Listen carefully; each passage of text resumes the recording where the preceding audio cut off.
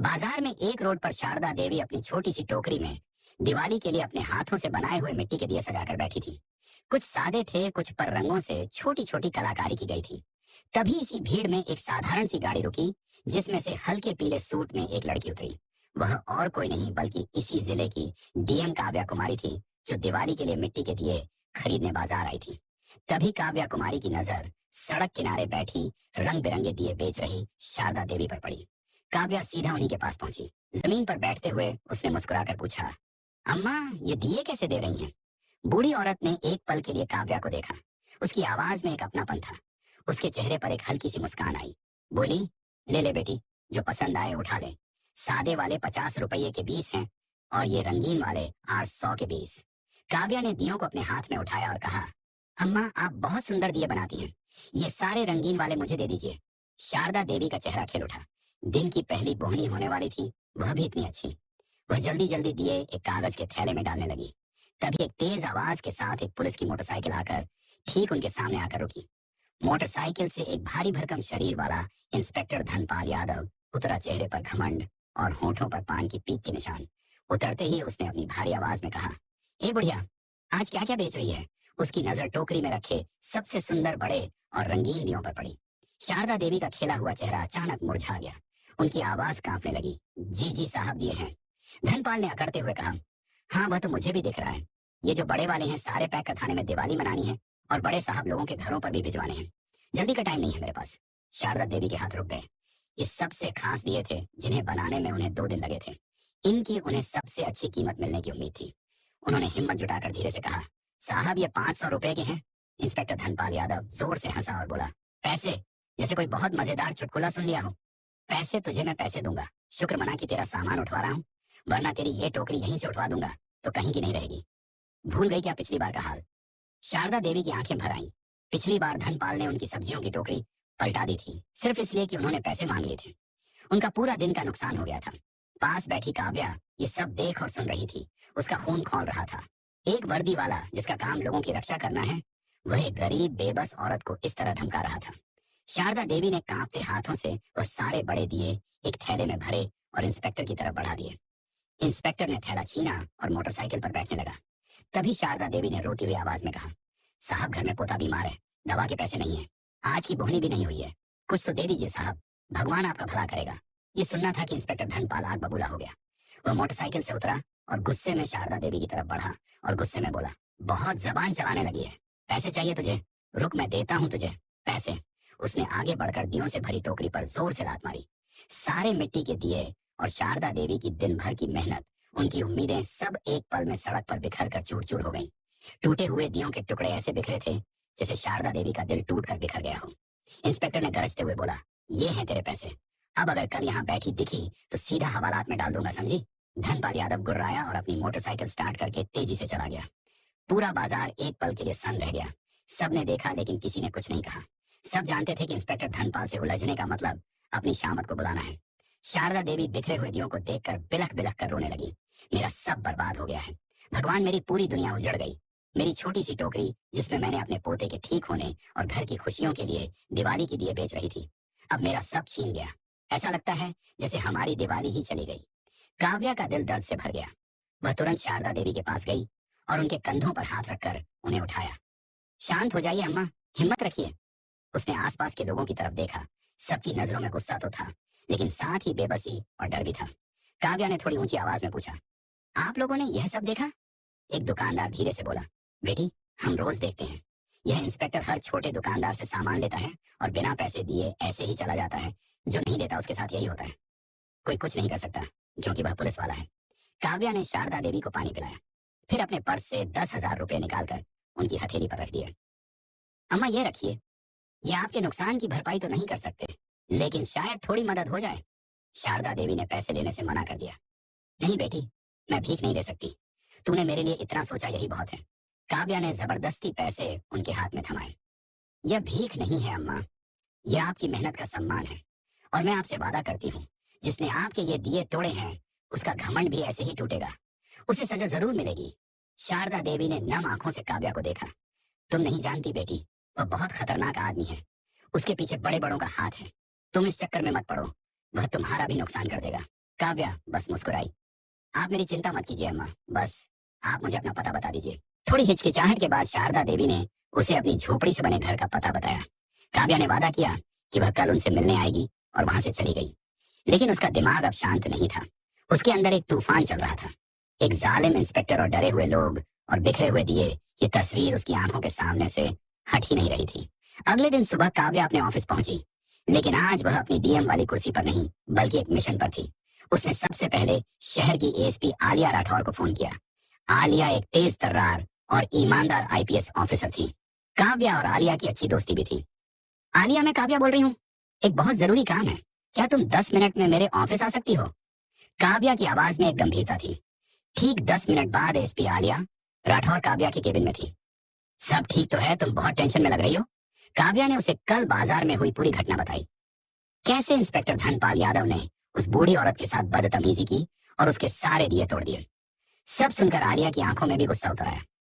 धनपाल यादव की शिकायतें पहले भी आई हैं, लेकिन कभी कोई पुख्ता सबूत नहीं मिला। वह बहुत शातिर है, आलिया ने कहा, और उसके ऊपर एक लोकल नेता एमएलए बहादुर रेड्डी का हाथ है, इसलिए उस पर कोई सीधी कार्रवाई करना मुश्किल है। मुझे पता है, काव्या ने कहा, इसलिए मैं उसे रंगे हाथों पकड़ना चाहती हूँ। मेरे पास एक प्लान है, लेकिन इसमें मुझे तुम्हारी मदद चाहिए होगी। काव्या ने अपना पूरा प्लान आलिया को समझाया। प्लान सुनकर आलिया की आंखों में एक चमक आ गई। जबरदस्त प्लान है, ये काम आज ही होगा। मैं अपनी सबसे भरोसेमंद टीम को इस काम पर लगाती हूँ। तुम चिंता मत करो, आज धनपाल यादव का कानून से सामना जरूर होगा। शाम ढल रही थी, बाजार फिर से सज चुका था। शारदा देवी आज डर के मारे बाजार नहीं आई थी, लेकिन काव्या के वादे पर उन्हें थोड़ा भरोसा था। उधर बाजार में कल वाली जगह पर आज एक ठेला लगा हुआ था। ठेले पर रंग बिरंगी छोटे बड़े पटाखे सजे थे और ठेले के पीछे एक 45 साल की औरत खड़ी थी और उसके साथ एक लड़का भी था जो ग्राहकों को सामान दिखा रहा था। ये कोई और नहीं बल्कि एसपी आलिया की टीम के 2 पुलिसकर्मी मंजू और अभिषेक थे, जो भेष बदलकर वहां मौजूद थे। बाजार में सब्जी वाले, चाय वाले और दूसरे ग्राहकों के रूप में भी कई पुलिसकर्मी फैल चुके थे। हर किसी के पास एक छिपा हुआ माइक्रो कैमरा और ईयरपीस था। काव्या और एसपी आलिया पास ही एक गाड़ी में बैठे थे, जिसमें से बाजार का हर कोना साफ दिख रहा था। उनके सामने एक लैपटॉप रखा था, जिस पर उन सभी कैमरों की लाइव फीड आ रही थी। मैडम, सब अपनी पोजीशन पर हैं। एक पुलिसकर्मी की आवाज आलिया के ईयरपीस में गूंजी। गुड, बस इंतजार करो, आलिया ने जवाब दिया। घड़ी की सुई आगे बढ़ रही थी। सबका दिल जोर जोर से धड़क रहा था। क्या धनपाल यादव आ जाएगा? क्या उनका प्लान काम करेगा? तभी दूर से वही जानी पहचानी मोटरसाइकिल की आवाज आई। काव्या धीरे से बोली, वह आ रहा है। इंस्पेक्टर धनपाल यादव अपनी उसी अकड़ के साथ आया। आज उसकी नजरें शारदा देवी को ढूंढ रही थी। जब वह नहीं दिखी तो उसके चेहरे पर एक कुटिल मुस्कान आई। लगता है बुढ़िया डर गई, अच्छा है। उसकी नजर पटाखे वाले नए ठेले पर पड़ी। वह सीधा ठेले के पास गया और उसने रौब से पूछा, कौन हो तुम लोग और वह बुढ़िया कहाँ है जो यहाँ बैठती थी? भेष बदले हुए पुलिसकर्मी महिला ने कहा, साहब, हम नहीं जानते किसी बुढ़िया को। यहाँ जगह खाली थी तो हमने ठेले लगा लिया। बताएं साहब, क्या सेवा करें? धनपाल की नजर ठेले पर रखे महंगे बड़े पटाखे के सेट पर पड़ी।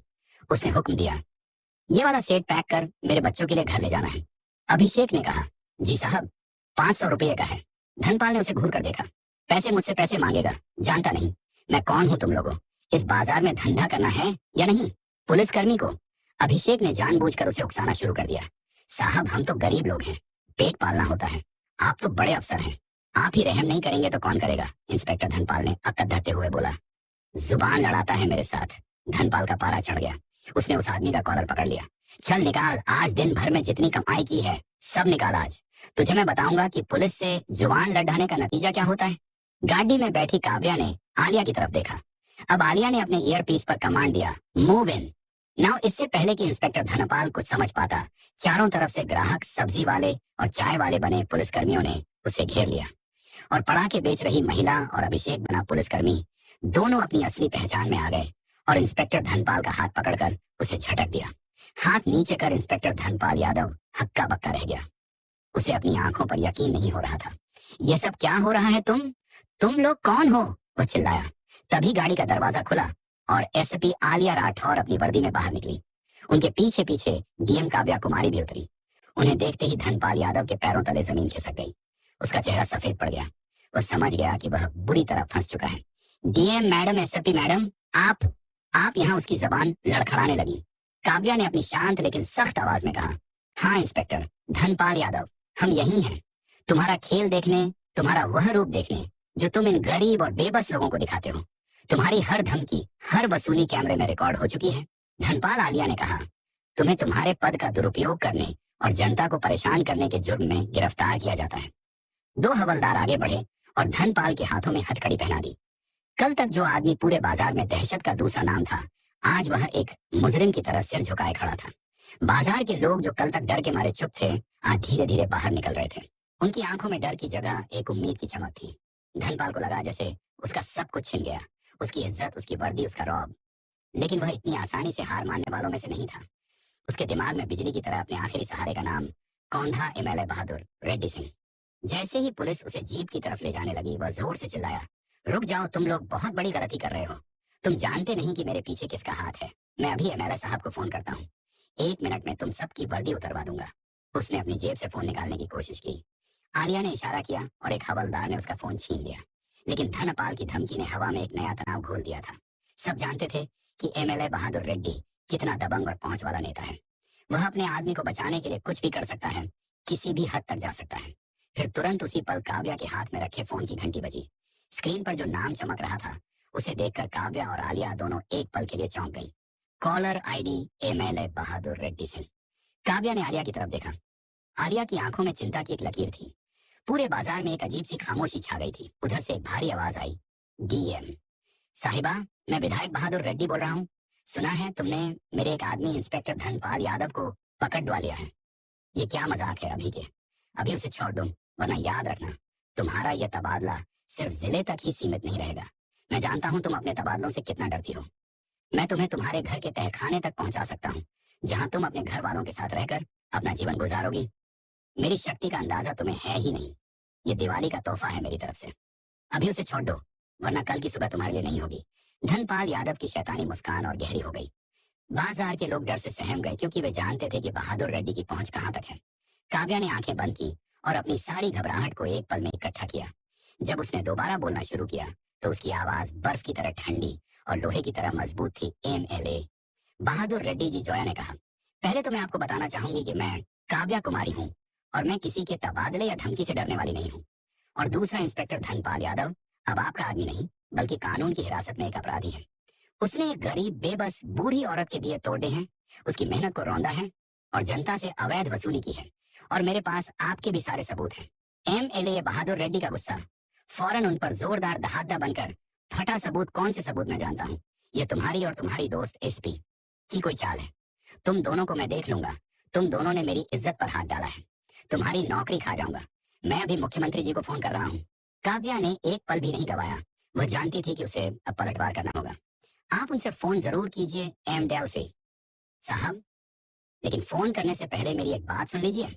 आपको याद है कुछ महीने पहले आपके खिलाफ जमीन घोटाले की फाइल दबी हुई थी। एमएलए बहादुर रेड्डी की आवाज अचानक धीमी पर डेज गई। तुम क्या बकवास कर रही हो? काव्या ने कहा। मैं बकवास नहीं कर रही हूँ। वह फाइल अभी भी मेरे दफ्तर के लॉकर नंबर 3 में सुरक्षित है और उसकी एक कॉपी एसपी आलिया राठौर के पास भी है। अगर इंस्पेक्टर धनपाल यादव को 24 घंटे के अंदर सस्पेंड नहीं किया गया और उस पर आईपीसी की उचित धाराएं नहीं लगाई गई, तो वह फाइल कल सुबह 10 बजे मीडिया और विजिलेंस विभाग के पास होगी। और तब एमएलए साहब, आपकी राजनीति ही नहीं बल्कि आपकी आजादी भी खतरे में होगी। काव्या ने फोन को काट दिया और अपनी जीत पर किसी भी तरह की प्रतिक्रिया दिए बिना सीधे आलिया की तरफ देखा। इंस्पेक्टर धनपाल यादव का मुंह खुला का खुला रह गया। उसकी शैतानी मुस्कान गायब हो चुकी थी। उसे समझ आ गया था कि उसका आखिरी सहारा भी टूट गया। आलिया ने गर्व से काव्या के हाथ को थपथपाया। वेल डन काव्या, अब इसे यहाँ से ले चलो। पुलिस इंस्पेक्टर धनपाल यादव को जीप में बिठाकर थाने ले गई। बाजार के लोग काव्या और आलिया को देखकर तालियां बजाने लगे। डर का माहौल अब आजादी और जीत की खुशी में बदल चुका था। दिवाली के एक दिन पहले शाम को डीएम काव्या कुमारी और एसपी आलिया राठौर दोनों सादे कपड़ों में शारदा देवी की छोटी सी झोपड़ी के पास पहुंची। शारदा देवी ने उन्हें अंदर आने के लिए कहा। अंदर उनका 20 साल का पोता, जो अब थोड़ा स्वस्थ लग रहा था, अपनी टूटी हुई खाट पर लेटा था। काव्या ने मुस्कुराते हुए कहा, अम्मा, हम आपके लिए कुछ लाए हैं। ये देखिए। उन्होंने हाथ में एक बद्धा सा पैकेज बढ़ाया। इसमें नया सुंदर साधी और पोते के लिए सुंदर कपड़े और उसकी दवाइयां थी। शारदा देवी ने पैकेट को लिया और उनकी आंखें भर आईं।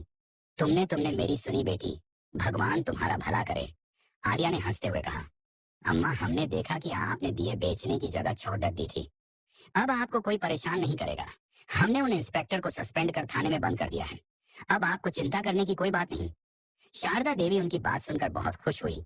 उनकी आंखों में आंसू थे, लेकिन ये आंसू अब खुशी और सम्मान के थे। फिर काव्या और आलिया ने झोपड़ी के आंगन में शारदा देवी के लिए रंगोली बनाई। रंगोली में नीले, गुलाबी, पीले और हरे रंग के फूलों और रंग बिरंगे गुलाल से सुंदर डिजाइन बना। शारदा देवी ने भी दियों की रोशनी सजाई और झोपड़ी के अंदर हल्की हल्की खुशबू और रोशनी फैल गई। बेटियां, शारदा देवी ने सिसकते हुए कहा, आपने सिर्फ मेरे दिए ही नहीं संवारे, आपने मेरी मेहनत की, कहाँ सम्मान बढ़ाया। अब मुझे सचमुच न्याय और खुशियों की दिवाली महसूस हो रही है। काव्या और आलिया ने शारदा देवी को गले लगाया। बाहर झोपड़ी के द्वार पर, झोपड़ी के अंदर दियों की रोशनी और रंगोली ने माहौल रोशन कर दिया था। खुशी खुशी पैकेट लेकर रंगोली और दियों की तारीफ करते हुए दोनों वापस अपने अपने घर की ओर चल पड़ी और अगले दिन अपने घरों में परिवार के साथ बैठकर उन्होंने खुशी खुशी दिवाली मनाई। तो दोस्तों, ये कहानी केवल मनोरंजन और शिक्षा के उद्देश्य से बनाई गई है। इसमें दिखाए गए सभी पात्र, घटनाएं और संवाद काल्पनिक हैं। किसी भी वास्तविक व्यक्ति, संस्था या घटना से इनका कोई संबंध नहीं है। कृपया इसे केवल कहानी के रूप में देखें और इसका आनंद लें। हम किसी की भावनाओं को ठेस पहुंचाना नहीं चाहते। अगर आपको यह कहानी पसंद आई हो तो इसे लाइक करें और ज्यादा से ज्यादा लोगों तक शेयर करें। कमेंट करके बताएं कौन सा कदम सबसे अच्छा लगा और हमारे चैनल को सब्सक्राइब करना ना भूलें, क्योंकि हम आपके लिए ऐसे ही प्रेरणादायक कहानियां लाते रहेंगे। धन्यवाद।